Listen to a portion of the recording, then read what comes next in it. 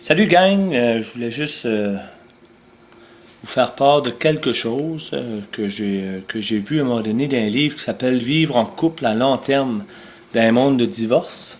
Voici ce livre-là.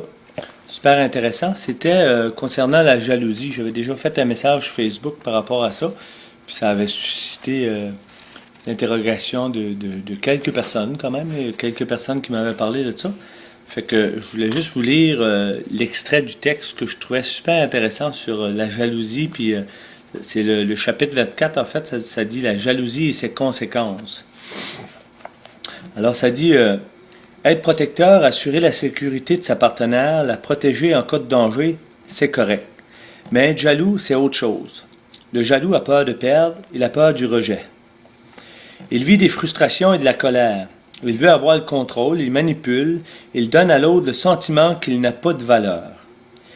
Il a déjà perdu, il a eu mal et il réagit en fonction de ses déclencheurs de souvenirs négatifs non réglés. Il fait aussi subir sa peur du passé à la personne qu'il dit aimer.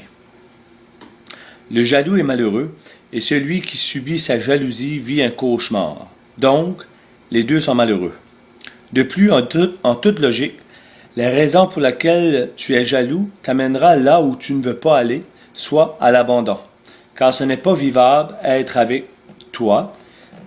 Tu es donc perdant à tout coup.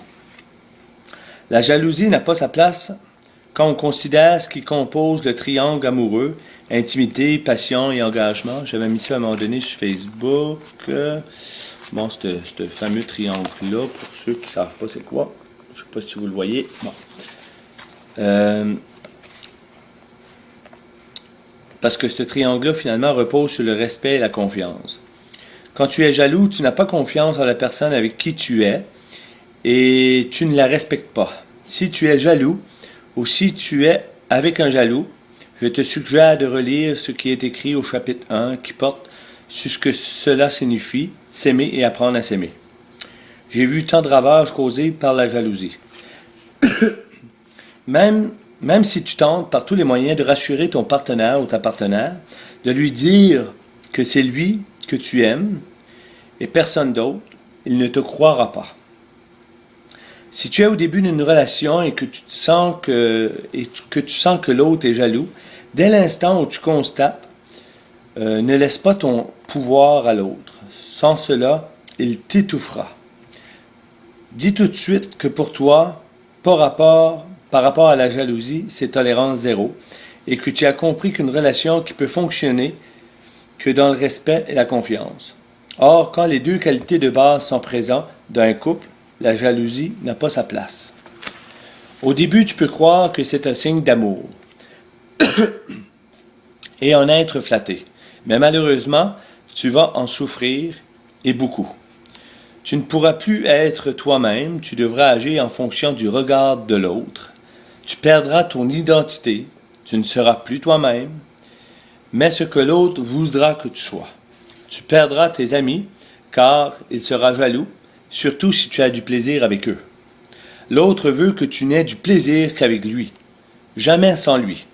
Donc tu seras en enfer, dans une cage qui pourra paraître dorée, sauf pour la personne qui vit dedans, à moins que toi non plus tu ne l'aimes pas.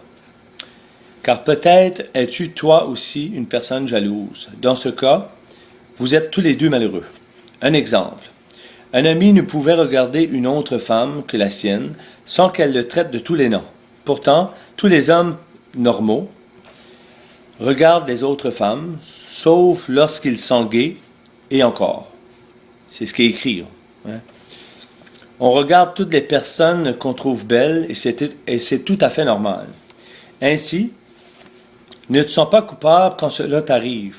De la même façon, les femmes regardent des beaux hommes et c'est tout aussi normal, car le beau est beau. Savez-vous pourquoi les lunettes de soleil, miroir ou opaques ont eu autant de succès? Parce qu'ils permettent de regarder où l'on veut sans être jugé ni puni. Si tu rends ton partenaire aveugle, il devra toucher pour s'orienter. Il n'est pas aveugle. S'il n'est pas aveugle, il pourrait voir et apprécier sans devoir toucher. Pour en revenir avec ce gars-là, il ne pouvait être lui-même. Il devait se surveiller tout le temps pour éviter les crises de sa femme, en public ou à son retour à la maison. Il ne pouvait même plus regarder la caissière à la banque et lui sourire s'il était avec sa femme, car alors c'était la crise. Souvent, elle lui disait « Tu la trouves belle, celle-là. Si tu n'étais pas là, tu coucherais avec. » Eh bien, à force de se faire critiquer pour ce qu'il ne faisait pas, il a décidé de se faire critiquer pour une raison valable et il est parti avec une autre.